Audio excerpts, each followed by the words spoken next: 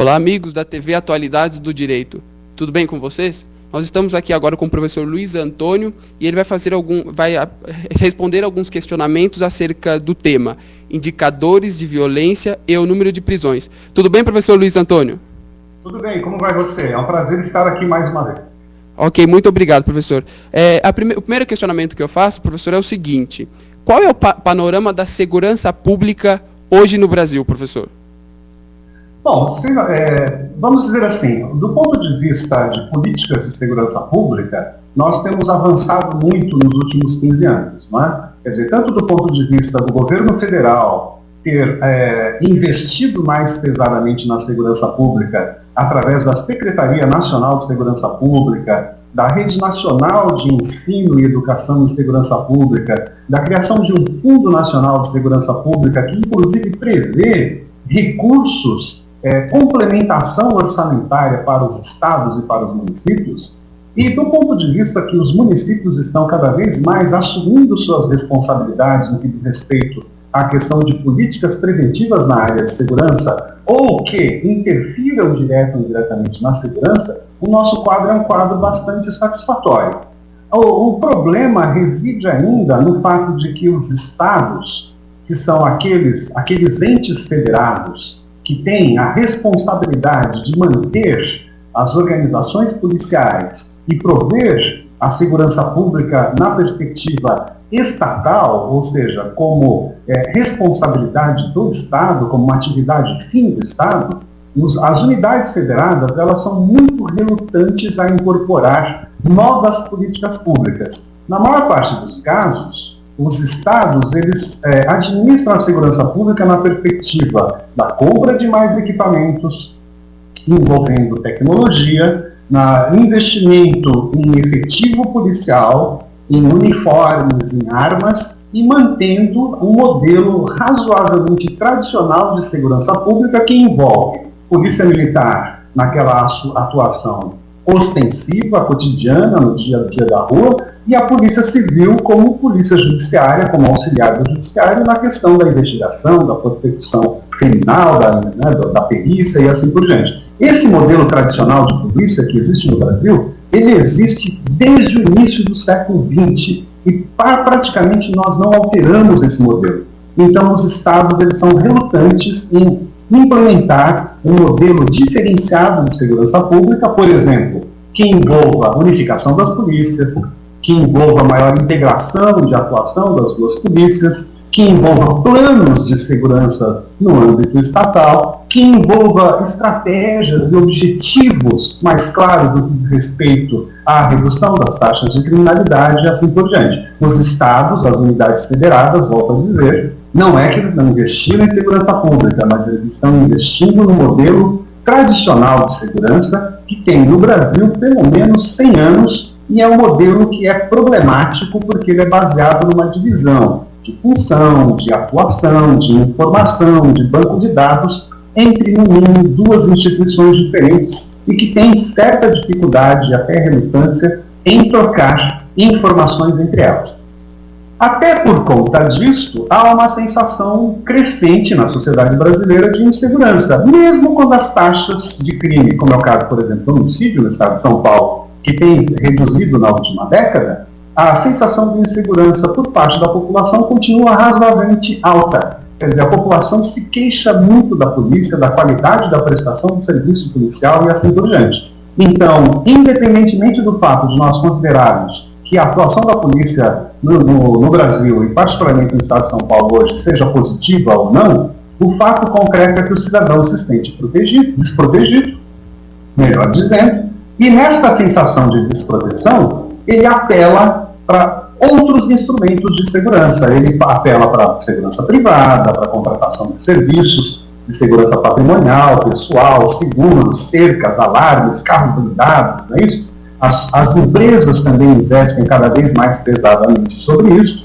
E aí nós nos esquecemos de que a segurança pública ela é papel do Estado, mas é responsabilidade de todos nós, e nós temos que interferir na segurança pública a partir dos espaços que existem hoje, que são importantes, como os conselhos municipais de segurança, os conselhos locais de segurança pública, que já existem em várias comunidades e assim por diante. Quer dizer, há uma tendência hoje nos estados, nas unidades federadas, a considerar a segurança pública como um problema ainda estatal.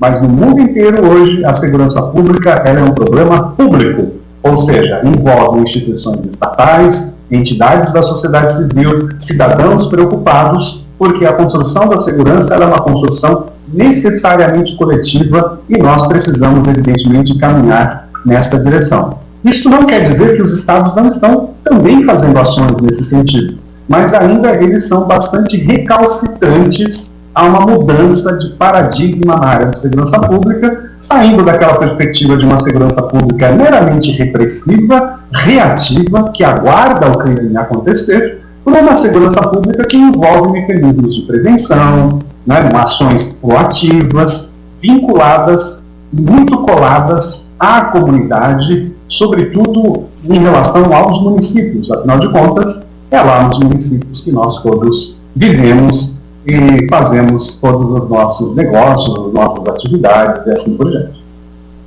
Ok, professor. E as novas ações contra os territórios do tráfico mostram o que para nós? Bom, em primeiro lugar, essas novas ações, elas já, vamos dizer assim, elas começaram a acontecer muito tardiamente. Houve uma recalcitrância muito grande por parte do poder público de levar os direitos de cidadania, os direitos civis, a uma parte importante da população brasileira, quer nos grandes centros, quer nas cidades médias e pequenas do Brasil lá fora. Nós sabemos que as taxas de homicídio estão aumentando em cidades de médio e pequeno porte, por exemplo. Hoje, não são as principais capitais do Sudeste que têm os indicadores de violência e criminalidade mais preocupantes. Hoje, são capitais do Centro-Oeste, do Norte, do Nordeste. Então, a situação ela ainda é bastante problemática do ponto de vista do quê? Da recalcitrância do Estado de retomar, vamos dizer assim, o Estado de Direito nos territórios que antes e até hoje são dominados pelas forças do crime, sendo que nessas forças do crime há muito envolvimento de pessoas, de personagens, de indivíduos que fazem parte do próprio poder público e das instituições que são as responsáveis por manter e garantir a ordem pública no Brasil. Então essas ações elas são ações que ocorreram muito tardiamente. Por que eu estou falando isso? Porque quando o problema é pequeno, a solução pode ser simples. Quando o problema se torna grande, as soluções nem sempre são simples e nem sempre elas são definitivas. Então, no caso específico, por exemplo, das unidades de polícia pacificadora no Rio de Janeiro, quer dizer, uma ação necessária, que já havia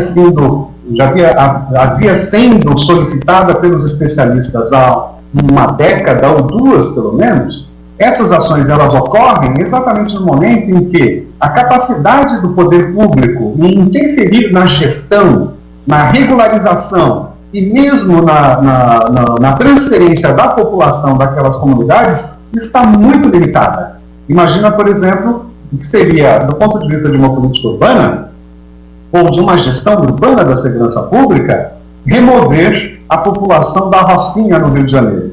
Quer dizer, absolutamente impossível.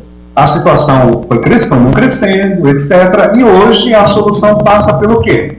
Reconhecer a legalidade de moradias subnormais. Ou seja, reconhecer que favelas, cortiços, moradias periféricas devem ser regularizadas e não mudadas, alteradas profundamente.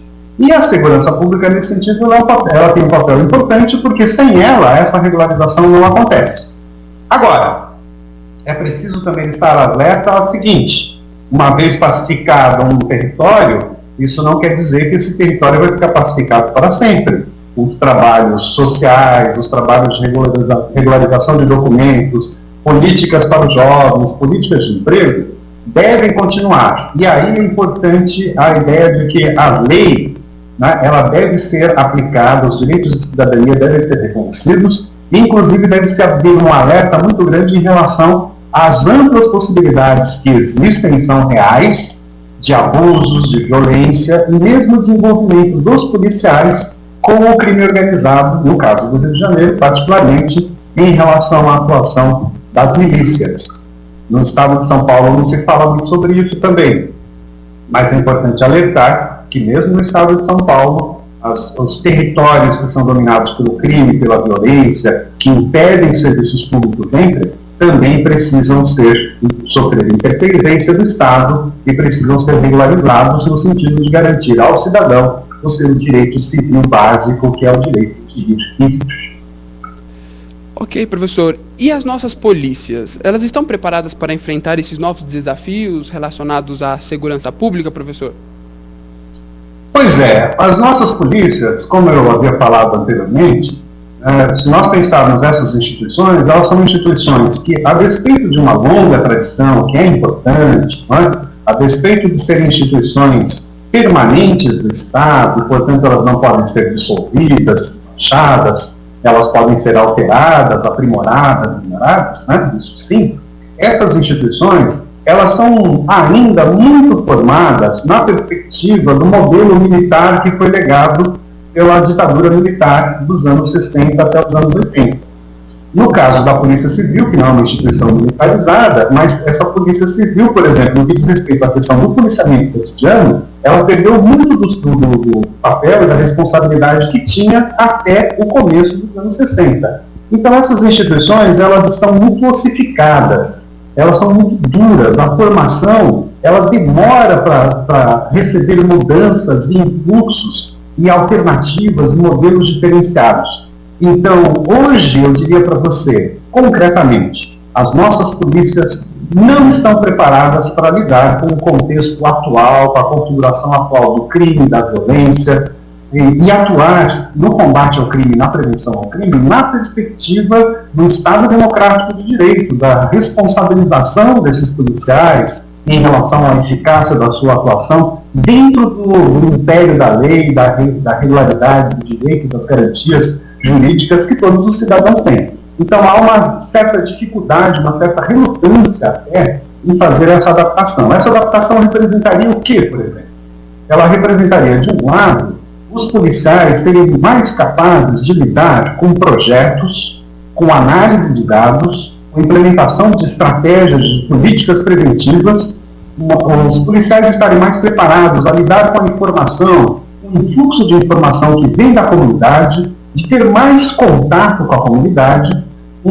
Os policiais têm que estar mais preparados à adoção de uma política que é absolutamente necessária, inclusive a Secretaria Nacional de Segurança Pública tem feito esforços nesse sentido, uma política de controle de uso da força, ou do uso eficaz e responsável dentro dos preceitos dos direitos humanos da força.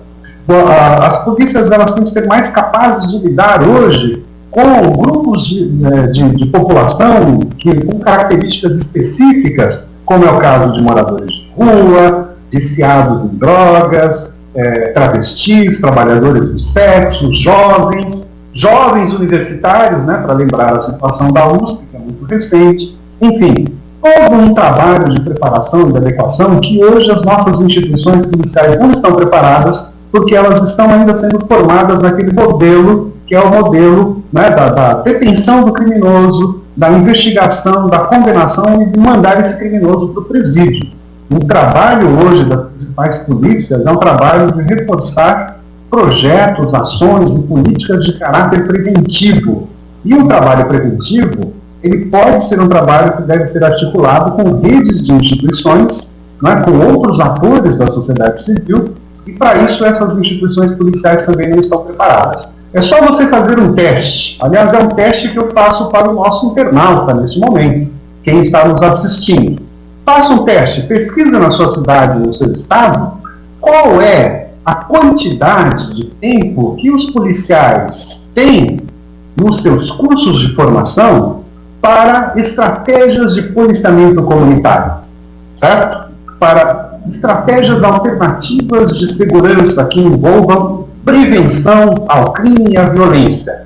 Vejam a quantidade de horas-aulas, vejam que tipo de aula a eles são oferecidas E comparem com as estratégias tradicionais de segurança pública, policiamento extensivo, ordem unida, arma, uniforme, não é? Continência, lustrar botas e coisas desse tipo. Vocês vão talvez ter uma ideia daquilo que eu estou falando e poderão até ter uma tendência a concordar comigo. Se não concordarem, me escrevam, entrem em contato para nós continuarmos esta conversa, que é apenas um começo, né, de um diálogo que pode se aprofundar no futuro.